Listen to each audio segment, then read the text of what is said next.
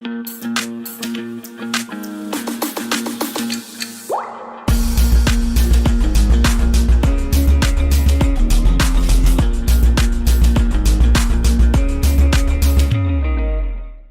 m'appelle Tony Mikic, je suis enseignant en PNL, en hypnose. Alors pour ceux qui connaissent la PNL ou pour ceux qui ne la connaissent pas, c'est la programmation neuro-linguistique. Je dirige aussi une école. Et avant d'être enseignant, j'étais très longtemps entraîneur de basket. Ce qui me fascinait, c'était la dimension mentale de la performance. Alors, les joueurs sont plus ou moins professionnels, ils savent tous jouer au basket. C'est pas normal qu'il y ait toujours une équipe qui soit plus forte que les autres. Qu'est-ce qui se passait?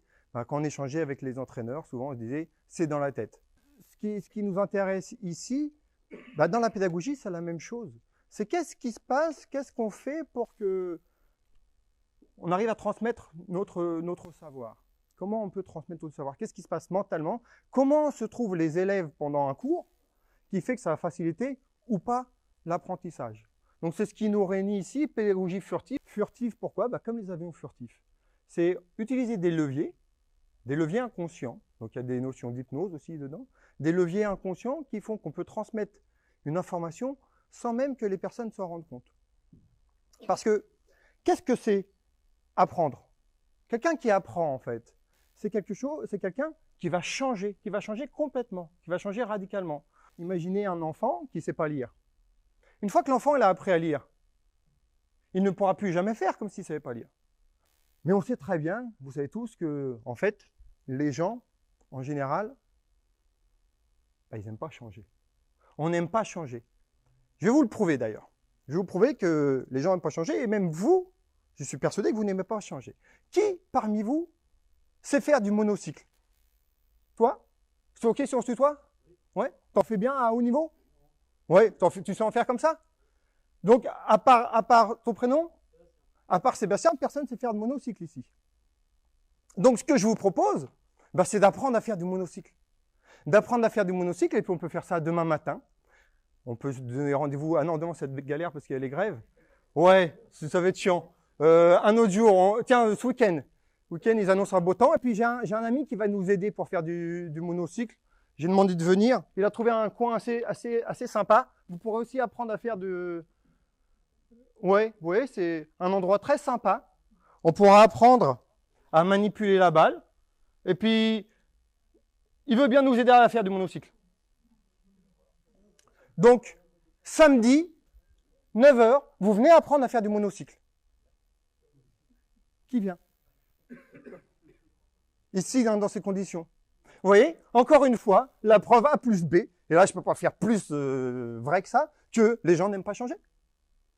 Je vous propose de changer, vous refusez de changer. J'accompagne des entreprises dans le changement. Et des fois, on propose aux personnes, on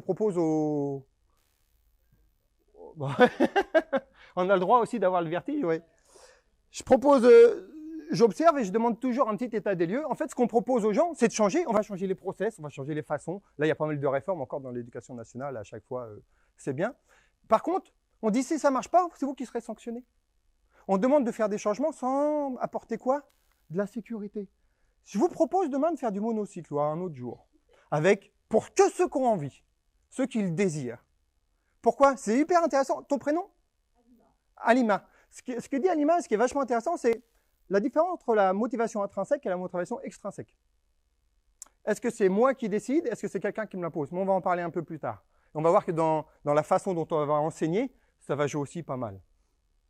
Je vous propose, avec les protections, ceux qui ont le vertige, parce qu'on a le droit d'avoir le vertige, on va le faire en bas avec des tapis et tout, ce sera vraiment sécurisé.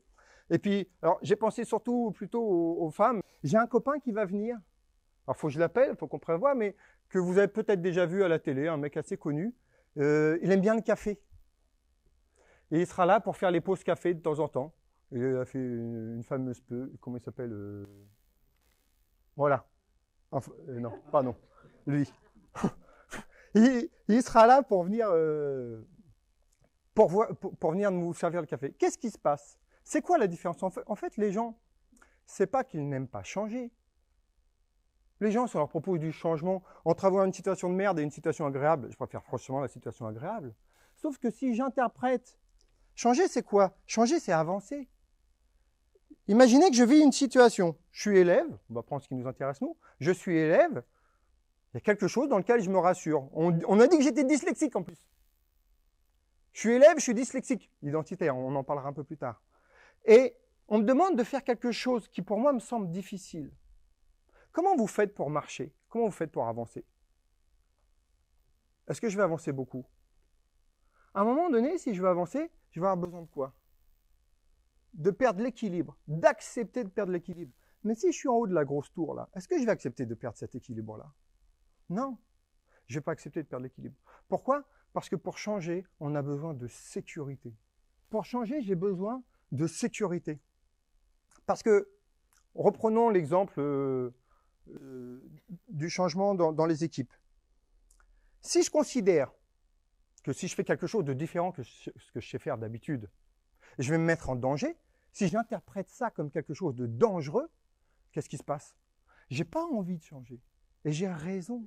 Et j'ai raison de ne pas avoir envie de changer. Imaginez quelqu'un qui change d'emploi, quelqu'un qui s'est fait licencier, qui doit retrouver quelque chose, quelqu'un qui divorce, quelqu'un qui se marie, quelqu'un qui va avoir un enfant. En fait, ça va créer beaucoup de choses, beaucoup de changements. Et si moi, je ne me sens pas en sécurité, je vais être dans un état de quoi? De stress. De quoi d'autre? D'angoisse. En fait, je vais être dans n'importe quel, j'en ai mis quelques-unes, hein, je vais être dans n'importe quel, en tout cas, état mental qui est peu propice à réaliser quelque chose. Donc ça, c'est fondamental. Si je n'ai pas un sentiment de sécurité, je ne peux pas changer. Pourquoi je ne peux pas changer? Parce que, qu'est-ce qui se passe si on va chercher un peu plus loin? On va chercher au niveau des représentations. Le futur, est-ce qu'il existe le futur? En vrai. En vrai, je vous donne-moi un bout de futur, vous ne pouvez pas me le donner le futur. Le futur, c'est quelque chose qui n'est pas tangible, je ne peux pas le toucher, je ne peux pas le saisir. Le futur, il existe où? Il existe juste dans nos têtes. Il existe juste dans nos têtes. Si mon futur, c'est de la merde, si mon futur, il est dangereux, si j'ai créé un futur dangereux, j'ai une évaluation, oh, je vais me planter. Ah, j'ai ce prof-là, oh là là, ça va être galère. Ah, je dois changer de boulot, je dois changer de ça, je dois changer de ça. Qu'est-ce qui va se passer? Je vais préparer un futur de merde qui peut ressembler à ça. On y va comment? On va voir un truc comme ça. Ouais, à reculons et encore quand on y va. Hein. Bien sûr qu'on n'a pas envie d'y aller. Et c'est logique. Si je crée une représentation négative, j'ai pas envie d'y aller. Et puis il y a un truc un peu à la con, c'est que notre cerveau, il ne sait pas faire la différence. Il ne sait pas interpréter la négation. Le cerveau ne sait pas interpréter la négation. Qu'est-ce que ça veut dire que le cerveau ne sait pas interpréter la négation? C'est-à-dire que, par exemple, je vous demande de penser à... Pardon, je vous demande de ne pas penser à 285. Ne pensez pas à un 2 qui ne serait pas rouge, ne pensez pas à un 8 qui ne serait pas jaune, et ne pensez pas à un 5 qui ne serait pas noir. Je vous invite maintenant, pendant une dizaine de secondes, à ne pas y penser. Qu'est-ce qui se passe? C'est impossible. C'est impossible. Notre cerveau n'entend pas la négation. Ça veut dire quoi? Dans les faits, c'est hyper simple. Je vous donne un exemple. Mon fils, il doit se faire vacciner. Il doit se faire vacciner. Et je lui explique que les vaccins, c'est super. C'est des petits bonhommes dans ton corps qui vont se battre contre des méchants. Mais là, ce qu'on va faire, c'est qu'on va juste mettre un faux méchant, qui aura juste le costume de méchant, mais en fait, c'est un gentil. C'est un faux méchant. Et ce faux méchant, quand tes petits bonhommes, tes petits gendarmes à l'intérieur, ils vont le voir, tu vas voir, la prochaine fois qu'il y aura le vrai méchant, ils seront déjà prêts. Ils le connaissent, ils sauront comment on fait pour l'attraper. Le gamin, il allait pratiquement courir pour faire son vaccin. Pour faire son vaccin, et il arrive, et l'infirmière qui était gentille, hein, je critique pas du tout l'infirmière, mais l'infirmière, la première chose qu'elle lui dit, c'est quoi? Ne t'inquiète pas, ça fera pas mal. Et mon gamin m'a regardé, et puis il m'a dit, tu m'avais pas dit tout ça. Pourquoi? Parce qu'il entend pas la négation. Ne t'inquiète pas, ça fera pas mal. Après les mails, regardez le nombre de fois après les mails. Surtout, n'hésitez pas à m'appeler. N'hésitez pas à poser vos questions. Quand on est enseignant, si vous avez des questions, n'hésitez pas. Qu'est-ce que je suis en train de générer à l'auditoire, qu'est-ce que je suis en train de générer aux gens qui m'écoutent? La possibilité d'hésiter. Ah, il serait possible qu'on hésite. Si vous, regardez, on est dans un endroit, je vous dis surtout, n'hésitez pas à poser vos questions. Ok. Et je pourrais dire, si vous le souhaitez, posez vos questions, c'est avec plaisir que je répondrai. Ce n'est pas du tout la même chose. Dans un cas, je vous fais penser à l'hésitation. Dans l'autre cas, je vous fais penser à quoi? Au plaisir. Parce que si on met de la sécurité, quand on se sent en sécurité, qu'est-ce qui se passe quand on a de la sécurité? Alors oui, j'illustre à chaque fois, hein, la sécurité de la confiance. Il fait confiance, non? Ou plutôt comme ça. En fait, qu'est-ce qui se passe? Quand je me sens en sécurité, je peux essayer de faire des choses. Je peux faire des choses. Pourquoi? Parce que, comme tout à l'heure, bon, je vous ai mis un paquet, il y a tout ce qui est une notion de plaisir, d'estime de soi. J'ai de l'estime de moi, j'ai toutes ces choses-là. On va faire un petit jeu pour vous exprimer ça. Je vais vous demander, on va faire un concours. Alors c'est vrai, je vois qu'il y en a qui ont du rouge et tout ça. Je vais vous demander d'observer le maximum d'objets rouges dans cette pièce. On prend 15 secondes et on fait un petit concours comme ça. On a le droit de prendre les chemises aussi. Tu as même le droit de prendre ta propre chemise. C'est bon? Fermez les yeux. Fermez les yeux maintenant. Et dites-moi tous les objets que vous avez vus. Qui sont marrons. Qui sont marrons. Eh bien, c'est galère. Ouvrez les yeux. En fait, qu'est-ce qui se passe? J'ai focalisé votre attention sur quelque chose. J'ai focalisé votre attention sur quelque chose. Et qu'est-ce qui s'est passé? Vous n'avez vu que les choses que vous aviez envie de voir. Voilà. Parce que tu étais attiré par le rouge, parce que c'était la consigne, c'était la croyance, c'était le programme que vous aviez, vous, installé. Ça s'explique au niveau cérébral. Ça s'appelle le système réticulé activateur. C'est une petite zone qu'on a dans le tronc cérébral qui fait que on est tellement soumis à plein d'informations qu'on ne peut pas tout traiter. On a un petit truc dans notre tronc cérébral qui dit, écoute, t'emmerdes pas, je vais faire le boulot pour toi. Et je vais trier l'information. Dis-moi juste ce que je dois chercher. L'exemple est simple, cassez-vous un bras et vous allez voir le nombre de gens qui ont des plâtres. Les femmes, quand elles sont enceintes, il n'y a jamais autant de femmes enceintes dans la vie. Vous avez une super belle bagnole, putain, cette bagnole, il n'y a personne qui l'a, ça fait un bout de temps que vous voulez acheter cette bagnole de cette couleur-là, bien précise. Putain, vous l'achetez, tout le monde a acheté la même que vous en même temps. Pourquoi? Parce que votre cerveau, il est programmé à observer les choses que vous avez envie d'observer. Si je veux croire que ce mec-là est un con, je vais valider le fait qu'il soit un con. Pourquoi? Parce que je vais observer tous les éléments qui vont valider le fait que c'est un con. Si je veux croire que cet élève-là est un bon élève, ce sera un bon élève. Pourquoi? Parce que mon cerveau, c'est même pas moi, je suis même pas responsable, c'est mon système réticulé activateur qui fait ce boulot. Et ben c'est nous qui décidons quel genre de programme on veut mettre en place. Regardez les gens quand ils rencontrent quelqu'un. Ah, waouh, c'est super beau, tout est beau. Elle a que des beaux côtés cette personne-là. Ah, il est super. Et puis dès que ça commence à aller mal, on voit que les mauvais côtés, c'est toujours la même personne. Hein. Mais là, tu as changé. Tu as changé, tu n'es pas comme avant. Ouais, à peu près. J'ai surtout changé mon système réticulé activateur. Il y a une expérience qui a été faite dans les années 70 sur le QI. Ça nous intéresse aussi directement. Sur le QI, dans les années 70, c'est Rosenthal et Jacobson, je crois que j'ai mis leur nom, oui, qui font une étude sur le QI. Peut-être que vous avez déjà entendu parler de cette étude-là. Et aujourd'hui, on fait des tests de QI, il fallait bien que quelqu'un l'invente, ce truc-là. Et eux en faisaient partie. Mais comment on va mettre en place un test de QI? Ben, il faut qu'on le teste. C'était très empirique. Ils vont dans une école, ils font des tests. Donc les gamins, ils écrivent. À la fin, ils se barrent avec leurs tests. On est dans les années 70, il n'y a pas Internet encore. Hein. Quand on veut s'envoyer un courrier, on fait comment? Par la poste. Jacobson va à droite, Rosenthal il va à l'est des États-Unis. Et puis il faut bien qu'ils échangent entre eux, donc ils échangent par courrier. Et ils envoient les fameux résultats de cette école, ils s'envoient par courrier. Mais c'est con, qu'est-ce qu'ils font? Ils se plantent. Ils se trompent et ils envoient les résultats de l'étude à l'école. Le proviseur il voit ça, il regarde ça, il croit que c'est pas pour lui, donc il donne ça au prof directement. Le prof prend les résultats. Il observe les résultats, il voit qu'il y a des gamins qui ont un QI supérieur, il y en a qui ont un QI inférieur, ok, ça arrive.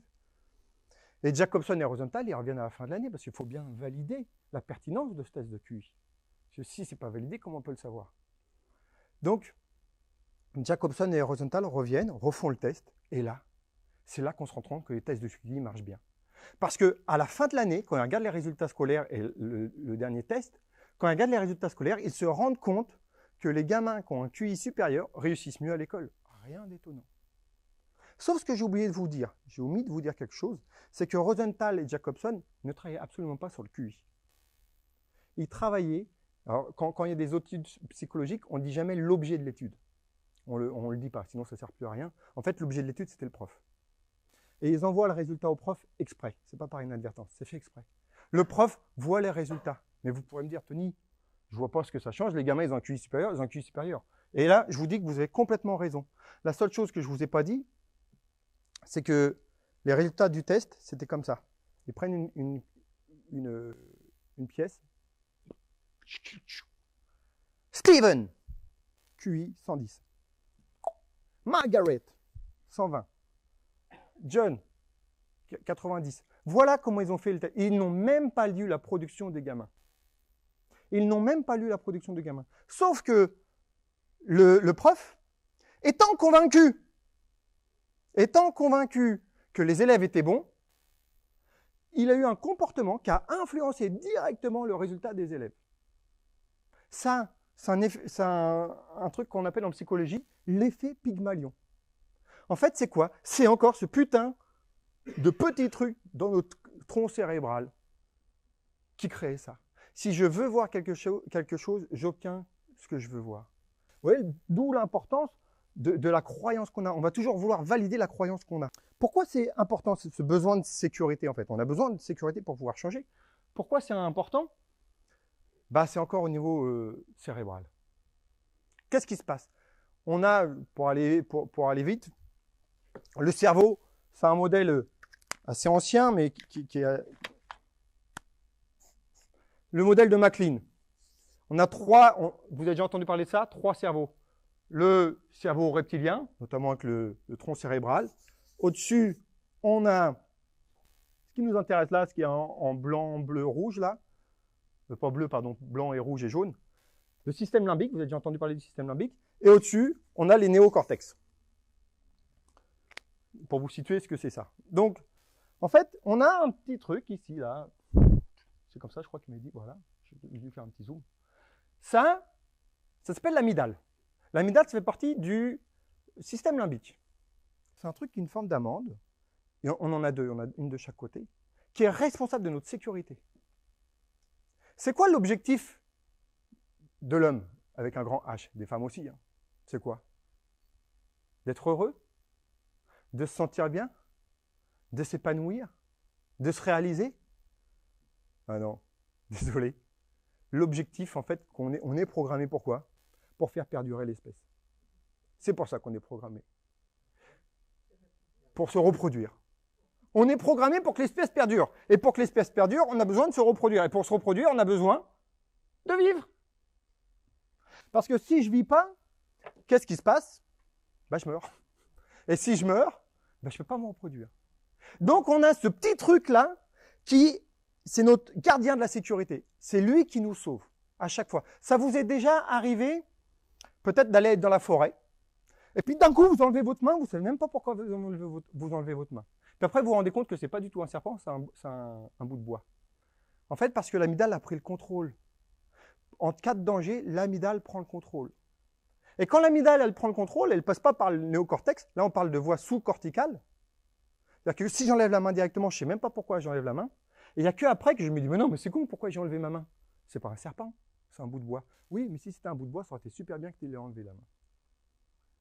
Et notre système limbique, lui, il ne s'emmerde pas, il ne faut pas avoir trop de choix, il faut que ce soit très très simple.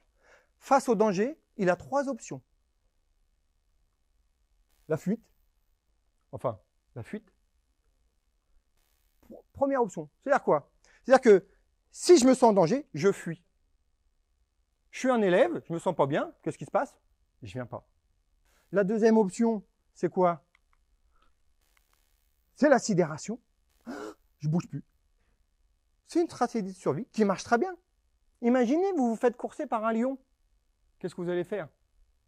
Ben, vous vous cachez dans un endroit et vous ne bougez plus. Elle est très bien en situation de survie. Par contre, dans une situation qui ne me met pas en survie, si je l'utilise, elle n'est pas du tout adaptée, elle n'est pas du tout appropriée. Puis il y en a une autre, quand le lion, vraiment, s'il se rapproche trop de moi, qu'est-ce que je vais être obligé de faire? Ben, il va falloir y aller. Il va falloir lutter. En fait, quand vous observez que quelqu'un en face de vous n'a que 3 options, et ces 3 options-là, la lutte, la sidération ou la fuite, ça veut dire quoi? C'est-à-dire que cette personne interprète, ça ne veut pas dire que ça l'est, c'est ce qui est important, c'est ce qu'elle pense elle. C'est-à-dire que cette personne interprète cette situation comme une situation de survie. Que ce soit dans l'enseignement, dans n'importe quelle autre stratégie. Pour quelle raison un élève pourrait interpréter une situation comme une stratégie de survie? Je vous donne des axes possibles. Un des axes, c'est d'interpréter l'erreur comme un danger. Pourquoi? Toute notre vie, à part au début, on nous dit que si tu te trompes, c'est dangereux. Imaginez si moi j'associe l'erreur au danger. Qu'est-ce que je vais avoir tendance à faire? Bah, éviter le danger. On n'est pas con, notre objectif, on est programmé pour survivre. On est programmé pour s'éloigner du danger. Si j'interprète l'erreur comme un danger, je ne veux pas faire d'erreur. Et comment un gamin a appris à marcher? Comment vous avez appris à marcher? On a tous fait la même chose. Comment on a appris à marcher? Vous êtes levé un matin, vous êtes dit oh putain, déjà 12 mois, c'est l'heure d'y aller. Et vous avez marché. Vous n'avez pas fait comme ça. Vous avez fait quoi? Vous êtes tombé plein de fois. Et c'est très rare que vous avez votre père ou votre mère, en tout cas la personne qui est à côté de vous, ça peut arriver, mais c'est quand même assez exceptionnel, qui dit « Quoi? T'as pas honte? Tu t'es cassé la gueule? Je veux plus revoir ça !» Qu'est-ce qu'ils font les parents? Ah, c'est bien.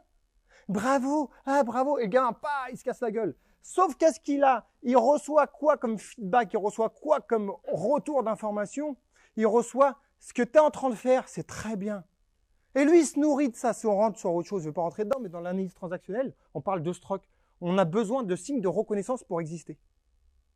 Et qu'est-ce que je reçois? Je reçois un signe de reconnaissance positif parce que j'ai essayé de marcher, parce que je suis tombé, on me félicite. Qu'est-ce que j'ai envie de faire? De le refaire. Il faudrait qu'on fasse un test. Si vous avez un gamin, vous ne savez pas quoi en faire, prêtez-le moi, mais qui ne sait pas encore marcher. Je voudrais faire un test sur lui. Chaque fois qu'il se tombe, je le claque. Et je voudrais voir si un jour il saura marcher.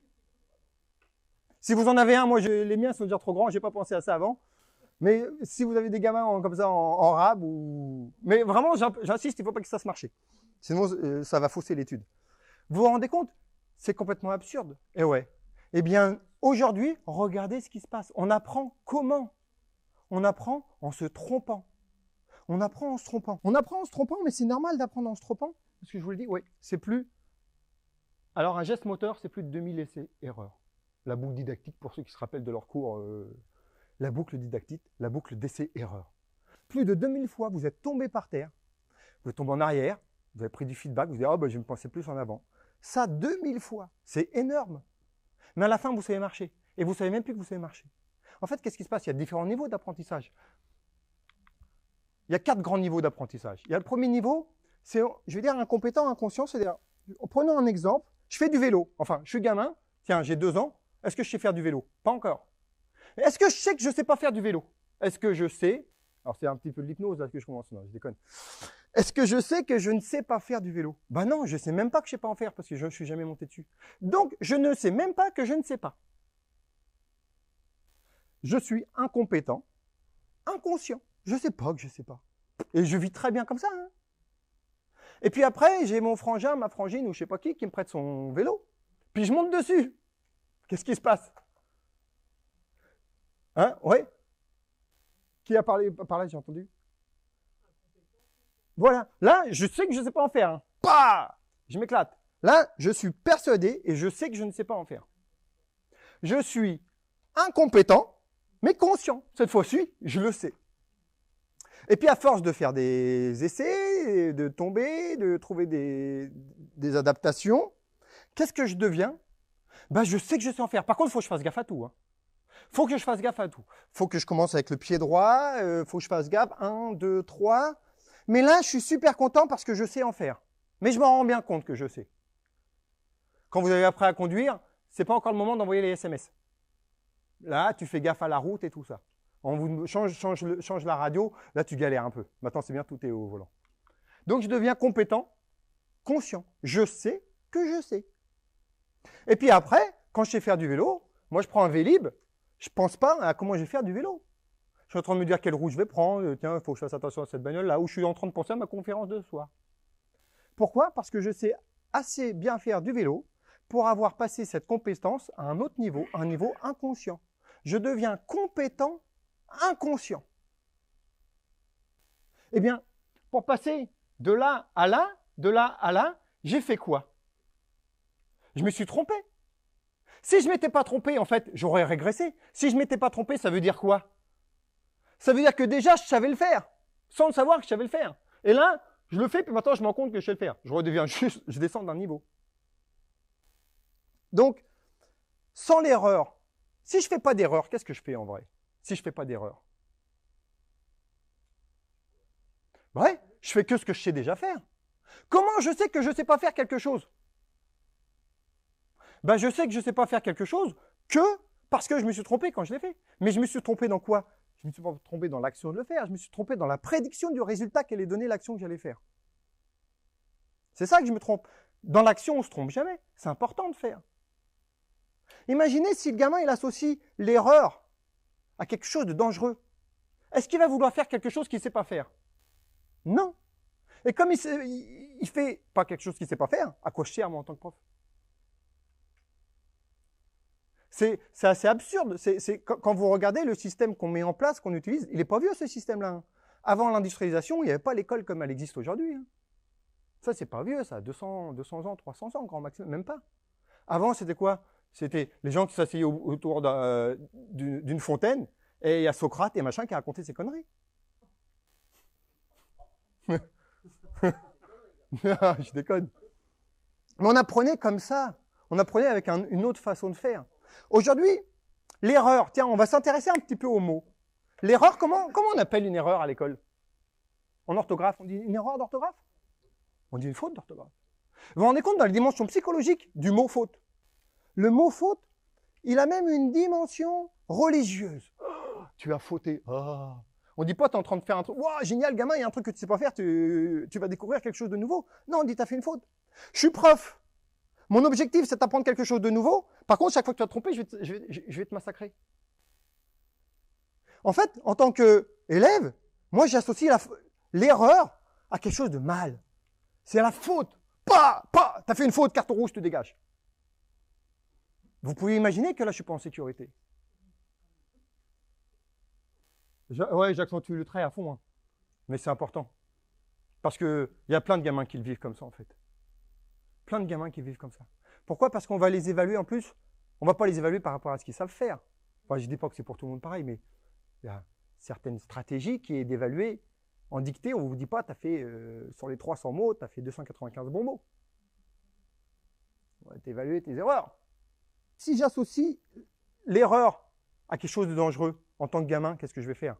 Ben, en tant que gamin, c'est pas parce que je suis un gamin que mon cerveau ne marche pas comme n'importe qui. Notre cerveau, il est programmé pour une chose, on en a parlé, c'est quoi? C'est de s'éloigner au maximum de la souffrance. Comment? Sur les mots, on va revenir un petit peu sur les mots. La faute. On a quoi d'autre à l'école? On fait quoi à la maison? Des devoirs. C'est bien les devoirs. Un devoir, en hypnose, on parle d'opérateur modal de nécessité. Je dois, il faut que.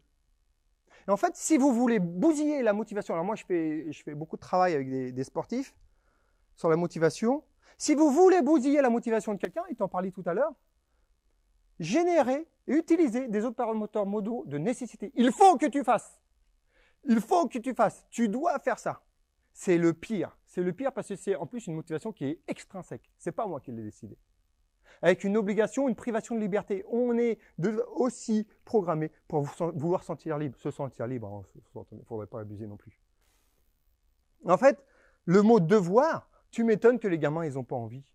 Imaginez un prof qui ne se soit pas formé avec toutes ces notions de l'importance des mots et qui aime bien son métier. On va prendre un prof de maths.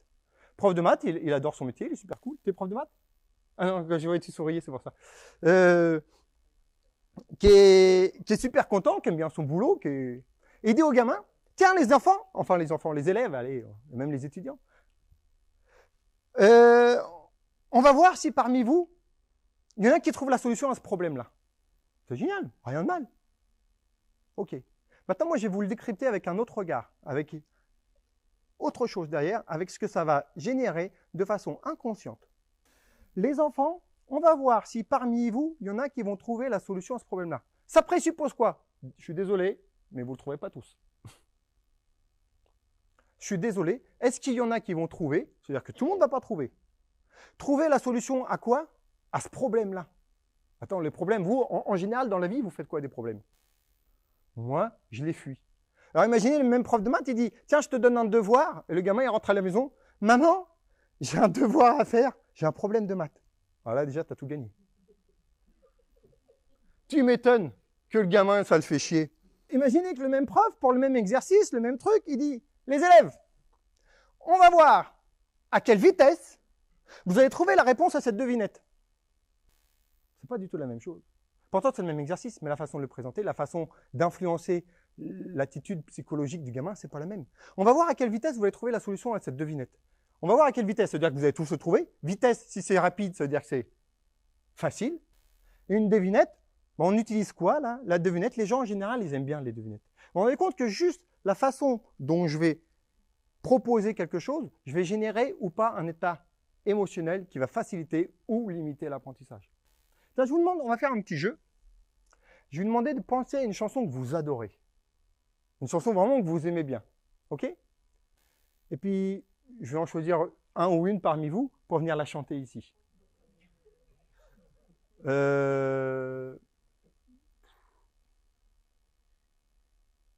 Non, rassurez-vous, personne ne va venir chanter là. Je voulais juste vous montrer le pouvoir des mots. Vous voyez, dans quel état émotionnel? Alors, il y en a qui, la première vidéo, le diapo, se dit « Putain, c'est mon moment de gloire, je vais pouvoir chanter et vivre mon rêve. » Mais il y en a plein d'autres qui se sont dit « Pourquoi? Attends, moi je viens là, qu'est-ce qui va me faire chier? Je viens de chanter. Ouais, t'as raison. S'il me demande de venir, j'irai pas. » Et puis, t'as l'autre qui était là comme ça. En fait, vous devez découvrir le fonctionnement de votre amygdale. Il y en a certains qui étaient super contents et qui voulaient venir pour démarrer ou continuer leur carrière. Et il y en a d'autres qui ont interprété ça comme une situation de danger et qui ont mis en place des stratégies de survie. La fuite, l'immobilisme, voilà, il y en a qui n'étaient pas là. Quand je regardais exprès, je comme si je n'étais pas là. Et il y en a d'autres, je commence à se tendre ici et tout ça. Et ouais, bah, vous voyez, ça on peut le vivre très très facilement. Le pouvoir qu'ont nos mots juste pour influencer les gamins. Je peux juste commencer ma phrase comme ça. Après, quoi que je dise derrière, de toute façon, le gamin, il est mal. T'as pas fait tes devoirs? Ah non. Vous voyez comment les mots qu'on va utiliser vont influencer directement les personnes.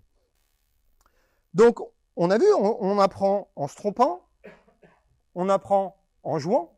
Quand on joue, on apprend. Comment les lionceaux, ils ont appris à chasser? Ben, en jouant. Pourquoi c'est bien? Les enfants sont des machines à apprendre. C'est super. Tiens, je vous propose un petit concours. Est-ce qu'il y a des profs de langue ici? Ouais. Prof de quoi? Prof de chinois? Japonais? Italien. Super. Donc, vous êtes quand même super balèze dans les langues. Même les autres, hein, je ne dis pas que parce que c'est des profs, elles sont que elles qui sont balèzes. Donc, vous êtes quand même fort dans les langues. Ce que je vous propose, c'est qu'on aille à Stockholm. Vous parlez suédois ou pas? Non? Tu parles suédois, tu parles pas? Je vous propose un petit jeu. On prend un gamin qu'on trouve, un gamin qui n'a rien à foutre pendant un an, dans les 2-3 ans. Un gamin qui ne connaît pas du tout ce que vous connaissez vous. Hein. On va à Stockholm. Et au bout d'un an, on se retrouve. On va voir qui parle le mieux suédois. Vous qui avez toutes les connaissances théoriques et pratiques et vous savez tout et vous enseignez ça, ou le gamin qui sait pas un cinquième, un dixième, un centième de ce que vous savez. Eh ben moi, je suis prêt à parier tout ce que vous voulez que le gamin parlera mieux. En plus, il aura l'accent. Pourquoi? Parce que lui, il aura joué. Il aura joué. Il ne se sera pas fait chier avec des concepts. Et il aura copié. Parce qu'on ne lui a pas encore dit que c'était mal de copier. Il aura copié. Parce que, vous voyez, moi, j'ai l'accent marseillais. Mais c'est normal que j'ai l'accent marseillais. Je suis né à Rouen. Ah ouais, l'accent normand, c'est pas génétique. Je suis pas né avec l'accent normand. En plus, mon père est croate, donc il n'a même pas l'accent normand. Mais j'ai tellement vu de normand que j'ai pris l'accent. Ça fait plus de 15 ans, 20 ans que j'habite plus en Normandie. Et pourtant, j'ai toujours ce putain d'accent normand. Pourquoi? Parce que cette stratégie de la mimicrie, de copier sur les autres, a très bien fonctionné. Parce que c'est une super méthode pour apprendre. Et donc, on se rend compte qu'on a des super outils. Copier, jouer, estomper. Puis on dit, attends, depuis la nuit des temps, c'est ce que les animaux, ils l'utilisent, tout le monde l'utilise. Ça marche à fond. Et puis nous, on va se dire, tiens, comme on sait que ça marche bien, gamin, t'arrives à l'école, tu te démerdes, mais tu copies pas sur l'autre. Chaque fois que tu te tromperas, je te sanctionnerai. Et c'est pas l'endroit pour jouer, ici on travaille. C'est bien, comme ça, on prépare à se chercher au boulot, quoi. Donc, c'est des approches, alors moi je suis un peu exprès percutant, mais pour que ça tienne, ces méthodes-là, elles fonctionnent de façon très inconsciente, très naturelle. Si vous voulez dévisser, c'est une vis, on voit pas bien avec la lumière, mais c'est une vis. Vous avez deux options. Vous avez différents outils. Vous prenez lequel? Celui qui marche ou l'autre? Eh bien nous, on a des outils qui marchent et pourtant on ne les utilise pas forcément. Et c'est super simple à mettre en place. Vous voulez avoir une évaluation de votre qualité? Tiens, on va parler d'un truc assez sympa. C'est notre propre évaluation de nos façons d'enseigner. C'est important, ça. Vous savez quelle est la meilleure évaluation pour notre façon d'enseigner? C'est la note qu'on donne à nos élèves. La note qu'on donne à nos élèves, c'est la note de notre pédagogie. Ah, et des fois, ça pique un peu. Ça piquait notamment une fois quand j'étais prof de PS. Et puis on était au collège. On était au collège. Conseil de classe, on se réunit avant que les élèves ils arrivent, il y a les deux délégués, mais avant on peut discuter, vous connaissez mieux que moi le truc, hein. On peut discuter à bâton rompu quand il n'y a pas les gamins qui sont là. Et la prof de physique dit, c'est une classe de merde, c'est une classe, ils sont nuls, c'est une classe qui est nulle. Putain, on n'est pas la même classe. Moi ça se passait super bien. Ah puis j'ai dit, écoute, je suis pas d'accord avec ta perception, quoi. Moi je trouve que c'est une bonne classe. Elle me dit, ouais mais toi, laisse tomber, c'est du sport. Oh, c'est vrai. C'est vrai, c'est une matière de merde, le sport, je le reconnais. Parce que aujourd'hui, moi, j'ai 45 balais. Et puis, quand je vais pas bien, eh ben, j'ouvre le dernier bouquin de Lavoisier. Sur la chimie. Ou sur la chute libre. Ça m'intéresse. L'oxydoréduction en chimie, ces trucs. Et puis, quand je lis un bouquin comme ça, je me sens vachement mieux. Ou je prends mes baskets et puis je vais courir. Bon, ben, moi, j'ai choisi. Hein. Je dis pas que la physique, c'est de la merde, hein. Non, c'est pas mes propos. Ce que je veux dire, le sport, c'est une matière que si on utilisait un peu mieux, les gens feraient autre chose de leur corps que utiliser juste comme un moyen de transport de la tête. Il y en a pour qui le corps est un moyen de transport de la tête. Et puis des fois, ils pleurent, des fois, ils ont des maux, des fois, ils ont des éruptions cutanées. Mais ils ne savent pas pourquoi. Bah non, parce qu'en fait, c'est une expression somatique de plein de choses. Le corps, il utilise plein de choses. Bon, je ferme la parenthèse de ça, mais les maths, ça ressemble plus à la physique. Voilà, elle ne peut pas me dire non. Et je demande à la prof de maths, elle est comment la classe? Ouais, c'est une bonne classe. Et là, évidemment, en tant que scientifique, elle m'explique que c'est logique qu'ils aiment bien des maths parce qu'ils ont des bonnes notes. Ils aiment les maths parce qu'ils ont des bonnes notes. À aucun moment, ils se posent la question inverse. Et là, très scientifique. Alors moi aussi, j'ai fait, avant de faire des études en sport, j'ai fait des études en biologie, ça m'intéresse énormément. Et puis j'aime bien bon, j'ai inventé, hein, c'est pas exactement ça, mais ça ressemblait à ça. Ça, c'était début d'année, vous voyez, ça c'est le bleu, c'est début d'année, et le orange, c'est fin d'année.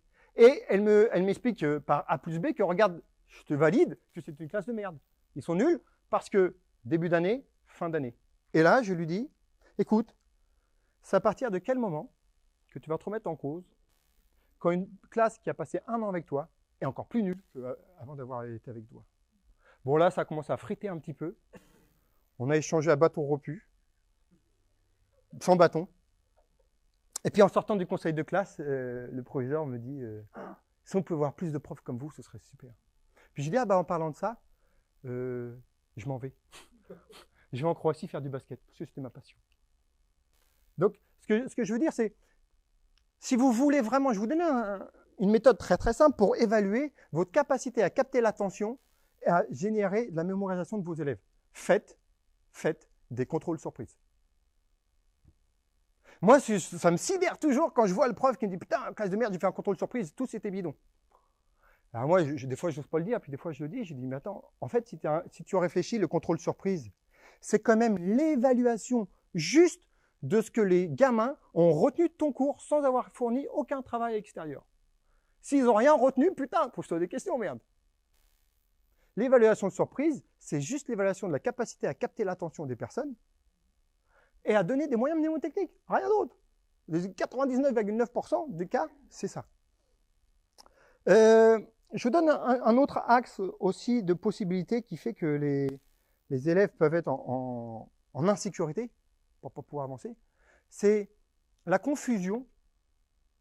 Ouais. La confusion entre le comportement et l'identité. Je ne suis pas ce que je fais. Ça veut dire quoi? C'est-à-dire que moi, par exemple, quand j'étais au collège, même avant, au primaire, déjà, j'étais pas terrible, je faisais énormément de fautes d'orthographe. Et puis on m'avait dit, Tony, de toute façon, tu es nul en orthographe. Moi, j'avais créé cette représentation identitaire de moi-même, je suis nul en orthographe. Là-dessus, il y a Robert Dills, il y en a qui connaissent un peu Robert Dills, peut-être ou pas? C'est un des pontes de la PNL, qui a pas mal...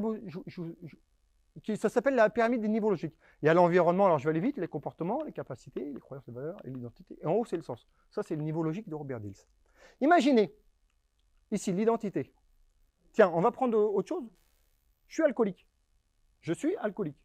C'est un niveau identitaire. Je suis dyslexique. C'est pas je confonds des lettres, hein. C'est un niveau identitaire. Donc, je suis alcoolique, je suis dyslexique, je suis timide. Ça veut dire je rougis. En fait, je confonds ce que je fais à qui je suis. Et c'est ce qu'on appelle une contraction du niveau logique. Je contracte et j'oublie tout ce qu'il y a entre deux. Sauf que quand je crois ça, si je crois que je suis alcoolique, donc je crois quoi? Je crois que je ne peux pas, ma capacité, je crois que je ne peux pas boire un verre d'alcool.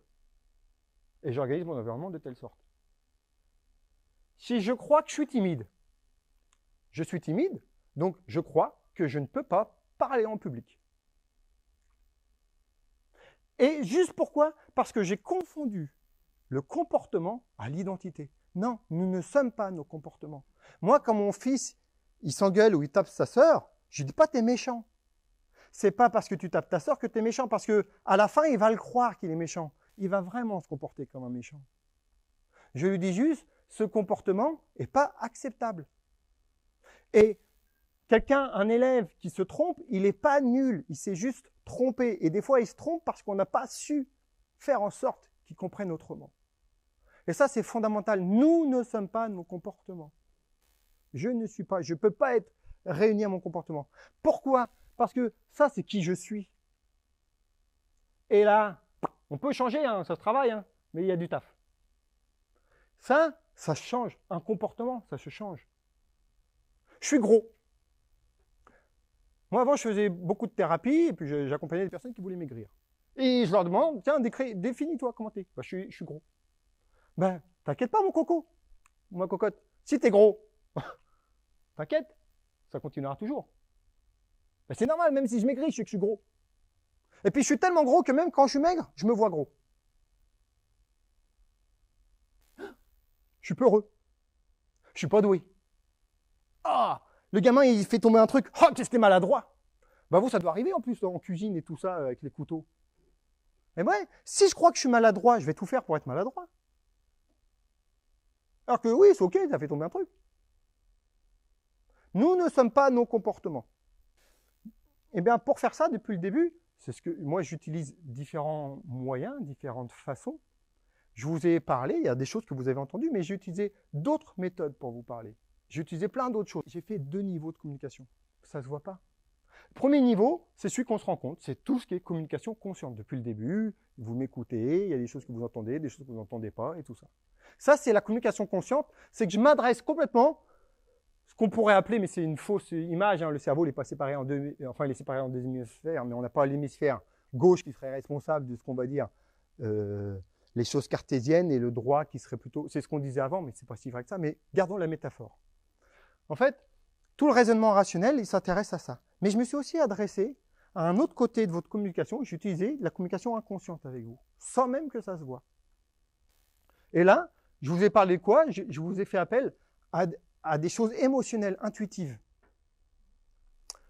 Je vous propose un petit... j'ai utilisé quoi? J'ai utilisé énormément d'images depuis le début. J'ai utilisé des images.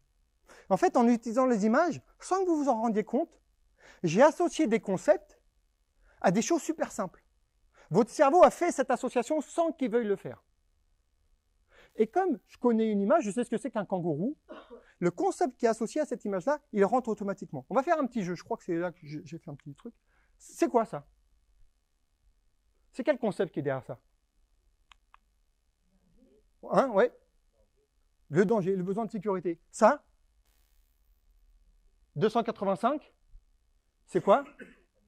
La mémoire, le cerveau. Il n'entend pas la négation. Ne pensez pas à 285. Ça? La sécurité. Ça? On trouve ce qu'on a envie de trouver. Ça? Je vais même donner des concepts. C'est quoi ça? Le système limbique avec l'amygdale. Elle est responsable de quoi l'amygdale? Ouais, alors de la mémoire et surtout. Voilà, la sécurité. C'est quoi les trois stratégies?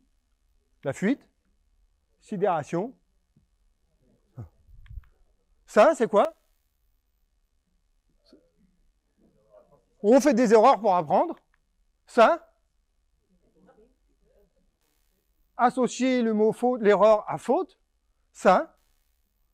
On s'éloigne de la souffrance. Ça? On apprend en copiant. Ça? Nous ne sommes pas nos comportements. Ah, celui-là, je n'ai pas fait. En fait, vous voyez, et ça, vous n'avez pas besoin de faire exprès, c'est inconscient. Votre cerveau, il a fonctionné comme ça. Pourquoi? Parce que j'ai utilisé énormément d'autres leviers.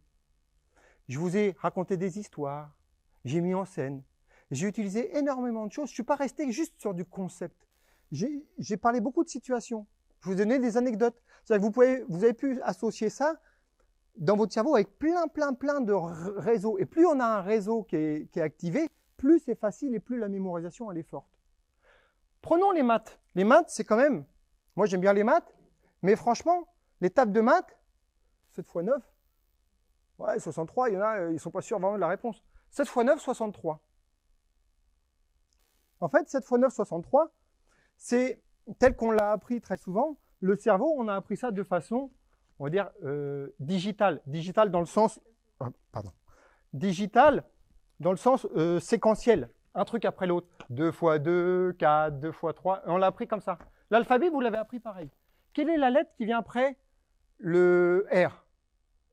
Le S. Quelle est la lettre qui vient avant le I? Ah, c'est plus galère. Hein. Pourquoi? Il faut revenir en arrière parce que vous ne l'avez pas appris dans l'autre sens, l'alphabet. Et en fait, il faut revenir en arrière. I, J, F, F, G, H, H. Donc c'est H avant le I. Alors que dans l'autre sens, c'est facile. Parce que votre cerveau, il a été habitué comme ça. Sauf que ça, c'est pas terrible, en fait. C'est pas terrible pour s'en rappeler. 7 x 9, 63. 7. C'est quoi le 7? Qui est prof de maths ici? Oh merde, il n'y en a pas? Ah. 7, c'est quoi? Un chiffre, un nombre? Les deux à la fois, ça dépend s'il y a une quantité ou pas une quantité. Si vous le regardez mieux, le 7, regardez-le mieux, parce que vous ne le voyez pas très bien peut-être. Regardez mieux si on voit les détails. Vous voyez? Le 7, qu'est-ce que c'est? Regardez bien. C'est un plongeoir. C'est un plongeoir qui est au bord de la mer. Qu'est-ce qui se passe? Les plongeoirs en fer au bord de la mer. Qu'est-ce qui se passe? La mer avec le fer, ça fait quoi sur le fer? Ça rouille. Imaginez-le, ce plongeoir rouillé avec les petits machins. Merde. Bon, ça fait, il ne tombera pas plus bas. Les trucs qui s'écaillent et tout ça, avec cette odeur un petit peu d'iode et tout. Il est rouillé. Et le 9, qu'est-ce que c'est le 9? Bon là, déjà, vous hésitez maintenant. Alors, je le dessine, je pourrais le dessiner encore plus à l'échelle. Ça, c'est un plongeur de 7 mètres de hauteur, de 10 mètres de hauteur. C'est super haut. Tu parlais de vertige tout à l'heure. Hein, bah, ouais, là-haut, tu sens le vent. T'entends. Les sons, les différents puisqu'on est en haut. Et le 9, c'est qui le 9? C'est quoi? C'est qui? En fait, le 9, c'est un boxeur. C'est un boxeur, mais il est spécial parce qu'il a juste un gant de boxe. C'est tout. Et d'en haut, il fait celui qui est content, mais en fait, il transpire. Et son objectif au 9, parce qu'il aime bien faire le malin, son objectif, c'est de faire des saltos arrière et de ratterrir nickel dans la mer. Mais ce con-là, comme il a oublié qu'il n'avait pas de jambes, qu'il n'avait qu'un gant de boxe, et puis qu'est-ce qui se passe du fer avec de l'eau de mer, avec les algues un peu vertes et tout, ça fait quoi en haut? C'est dangereux, ça glisse. Et là, au moment de son impulsion, bah, il glisse. Il glisse, et en tombant, il n'arrive pas à faire ses saltos, il se retrouve la tête la première. Bah, il arrive, bam, il tombe sur la tête. Et qu'est-ce qu'on fait quand on se tombe sur la tête? Qu'est-ce qu'il arrive souvent? On se fait quoi? On met de l'arniquant et tout ça? On se fait des bosses. Et il se fait 2 grosses bosses. 7 x 9, 63. En fait, qu'est-ce qui se passe? Vous vous rappellerez toute votre vie, pour ceux qui ne savent pas, que 7 x 9, ça fait 63. Pourquoi? Parce que j'ai donné du sens à quelque chose que n'en avait pas. C'est un concept, 7 x 9, 63. Et là, ça a du sens. Et puis surtout, j'ai utilisé autre chose, c'est que j'ai utilisé tous vos sens. J'ai parlé à chacun d'entre vous en utilisant tous les sens. Qu'est-ce que j'ai fait? Je vous ai décrit, j'ai pris le temps de décrire le plongeoir. Il est rouillé.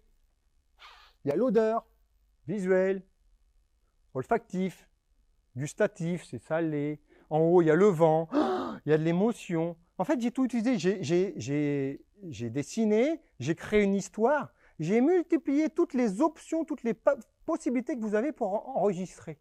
Et je suis sûr que ceux qui sont plutôt avec une mémoire visuelle, ils ont été servis. Ceux qui ont plutôt une mémoire situationnelle, ils ont été servis. Ceux qui ont plutôt une mémoire kinesthésique, ils sont imaginés. Je t'ai demandé, c'est comment, tu te rappelles comment c'est le truc, ça fait peur et tout ça. En fait, on utilise tous nos sens. Tous nos sens. Et bien ça, c'est facile à faire. C'est super facile à faire. Alors, il y a plein d'autres stratégies que j'ai utilisées depuis le début. Mais en tout cas, depuis le début, j'utilise énormément ça. J'utilise tous les sens. Qu'est-ce qui se passe? Je vais vous raconter une petite histoire.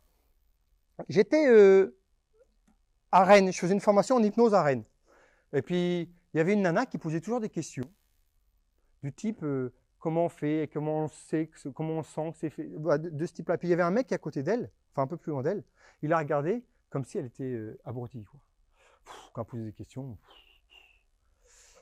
Puis, je pouvais le reprendre là, mais je me suis dit, ça ne va pas être intéressant. Et lui, j'ai observé que chaque fois que j'écrivais, il comprenait tout. Je faisais un dessin au tableau, il comprenait. Donc, il y avait un autre, on voit un autre protocole d'hypnose. Et là, je leur dis, tiens, plutôt que je vous l'explique, faites-le déjà. La nana, faire. Waouh! Quand elle posait des questions, c'était toujours sur un champ kinesthésique. La façon dont elle posait des questions, c'est comment on fait, nanana. Elle avait besoin de se créer une représentation de elle en train de faire, en fait. Et c'est pour ça qu'elle posait plein de questions de ce type-là. Mais c'était toujours dans le même champ kiné. Et là, elle, vous l'imaginez, finger in the nose, elle s'éclatait. C'était nickel pour elle. Et le mec, il était comment? Il avait son cahier. Puis il me dit, c'est quelle page? C'est quelle page? Alors des fois, je sais être taquin. Il cherchait, puis moi je vais le voir. Et puis, je lui dis, mais qu'est-ce que tu t'emmerdes? Qu'est-ce que tu te fais chier? Écoutez bien le champ kinesthésique, le champ linguistique que j'utilise. Je n'utilise qu'un champ kinesthésique d'action. Qu'est-ce que tu t'emmerdes? Passe à l'action, reste pas immobile. Que des choses comme ça. Et lui, il était mal, il pouvait rien, quoi. Puis, je me barre un petit peu, et puis après, je le revois, et puis il était comme ça. Il regardait les autres faire. Pourquoi? Parce que lui, il cherchait du visuel, il avait besoin de se nourrir avec du visuel. Et je lui dis, mais putain, t'en as pas marre de rien foutre. Vas-y, passe à l'action un peu. Puis je regarde, et le seul fois où je lui dis, regarde, où je vais utiliser son champ à lui, je lui dis, regarde là, elle, comment elle y arrive. Je dis, t'es con ou quoi? Ouais, des fois, je peux être un peu taquin. Et il me dit, bah, comment ça? Je dis, bah, t'es con, regarde, elle y arrive pourtant vachement facilement. Tu vois, je dis, tu vois, ce truc-là, je l'ai fait exprès pour toi. En fait, ce que je t'explique, c'est peut-être de l'interprétation. Mais quand elle me posait des questions, j'avais l'impression que tu la prenais pour une conne. Et il me dit, Tony, je dois être honnête, c'est pas une impression. Je dis, ouais, donc j'avais bien interprété.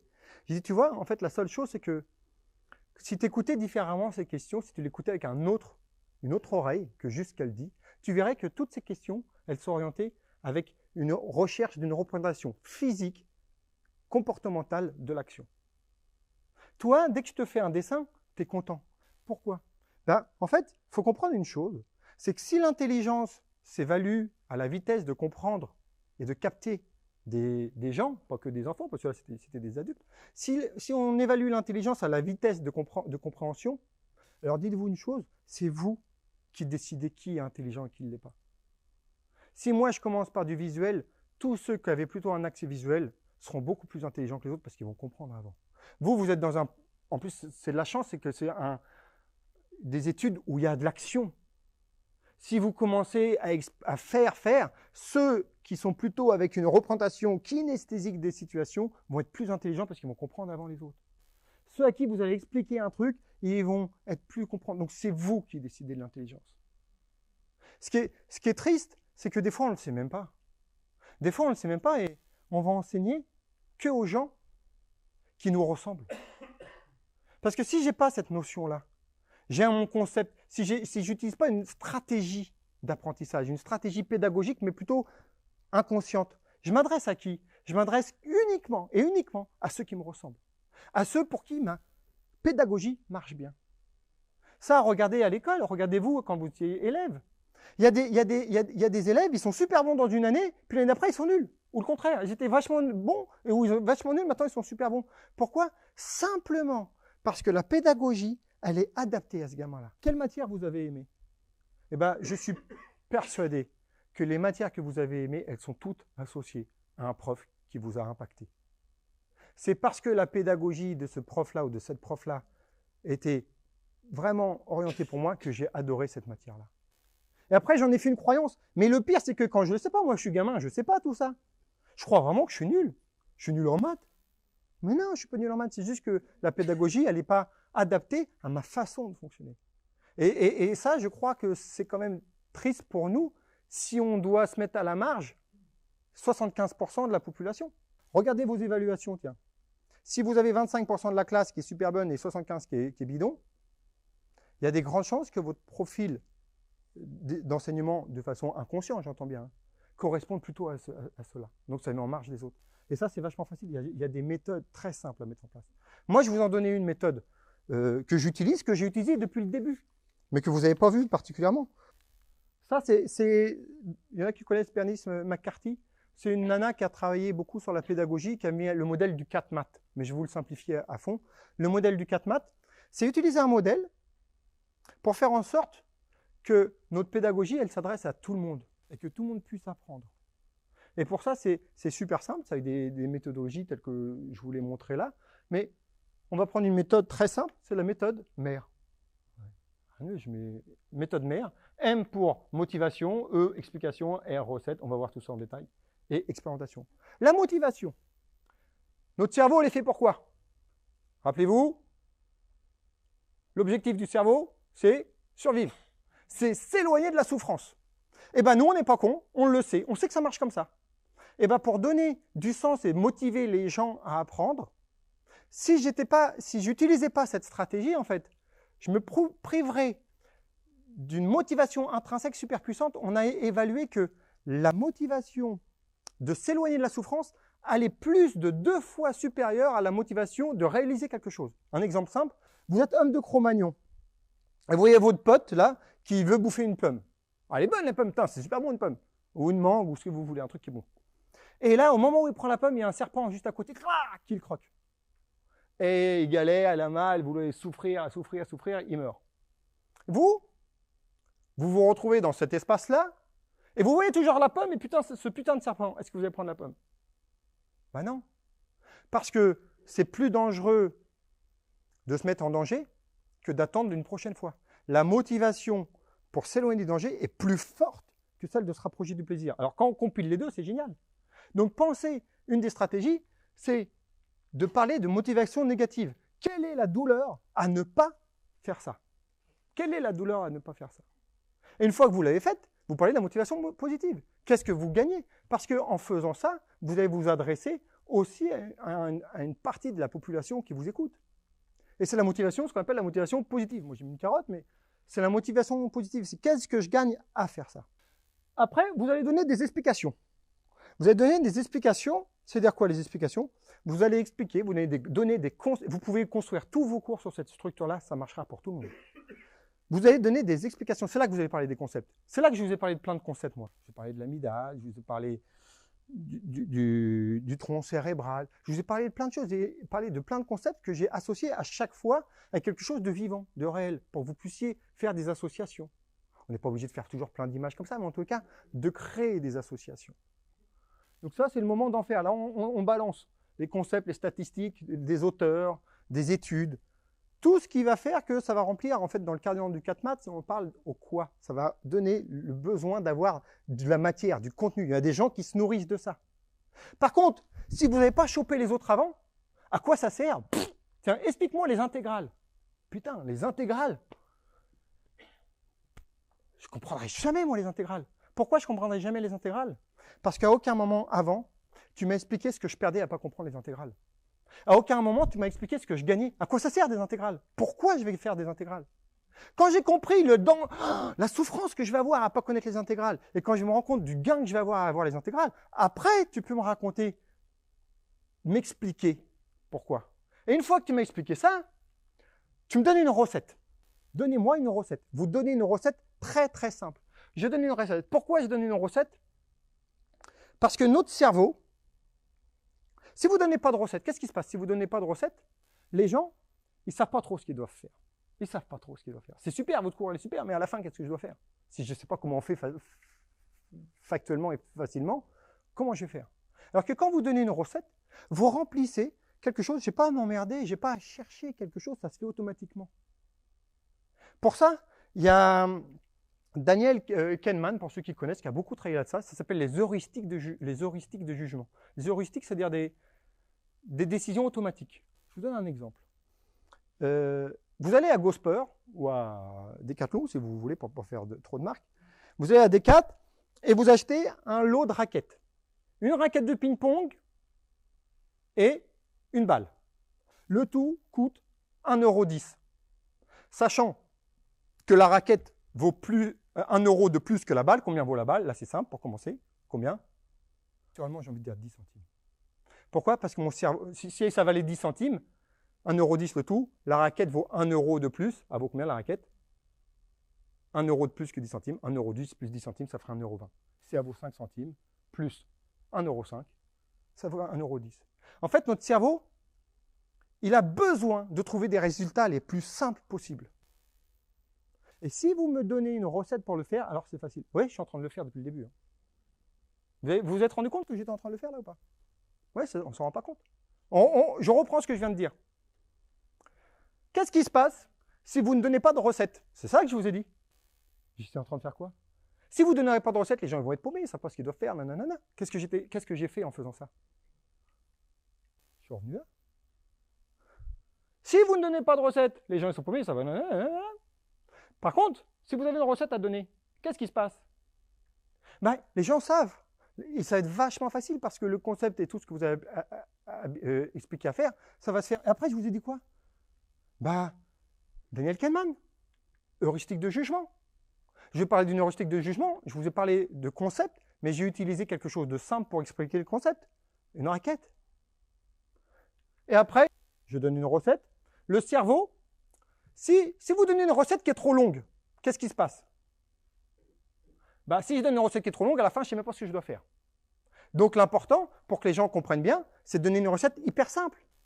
4 éléments, c'est génial. Pourquoi 4 éléments, c'est génial? Ça, c'est pour ceux qui connaissent un petit peu les études de Miller, sur la perception, la capacité à percevoir des informations. 7 plus ou moins 2 informations, c'est-à-dire entre 9 et 5. 4, c'est un nombre idéal. Qu'est-ce que je viens de faire? Je viens de vous le faire encore. Je vais encore de le faire. Si vous faites trop d'informations, les gens ils sont paumés. Si vous donnez des informations, pas trop d'informations, c'est facile à faire. Pourquoi 4? Parce que c'est le travail sur les perceptions. Je suis en train de le faire depuis le début, ça ne se voit pas. mais ça donne du sens pour tout le monde et je suis en train de nourrir chacun. Le plus succinct possible, et puis utiliser des moyens mnémotechniques pour qu'on s'en rappelle. Ça, voilà, c'est des concepts et c'est des choses qui ne se voient pas. C'est pour ça que ça s'appelle la pédagogie furtive. C'est quel outil je peux utiliser. Alors, j'en utilise énormément, mais j'utilise aussi beaucoup. On n'a pas le temps d'en parler, on ne le fera pas là, mais j'utilise aussi énormément le travail corporel. Je communique aussi avec votre inconscient, avec mon corps. Je fais plein de choses de ce type-là. Et c'est facile à faire. Et quand on le fait, les élèves, ils se sentent bien, mais ils ne savent même pas pourquoi. C'est juste de la stratégie, c'est juste des techniques. Et l'expérimentation, il faut faire. À chaque fois, je vous fais participer. Tiens, pensez à ça, les heuristiques de jugement, pensez à ça, fermez les yeux, faites ça. À chaque fois que je faisais un concept, je vous faisais agir. Si on résume rapidos, c'est quoi? Besoin de sécurité. Qu'est-ce qu'on a comme stratégie pour installer la sécurité? Accepter l'erreur et ne pas confondre le comportement et l'identité. On s'adresse au cerveau gauche, cerveau droit, même si c'est pas vraiment ça, c'est pas utiliser deux niveaux de communication avec les 5 sens, en racontant des anecdotes, en utilisant tout cette façon-là, et utiliser la méthode mère. Motivation, explication, recette et expérimentation, agir. C'est super simple. C'est super simple à faire. Ce que je vous propose, c'est que je vous ai mis un lien. Vous pourrez télécharger le PDF de cette formation. Pourquoi en plus il y a plein d'images? Quand vous allez revoir les images, ça va vous rappeler des choses. C'est tout l'intérêt.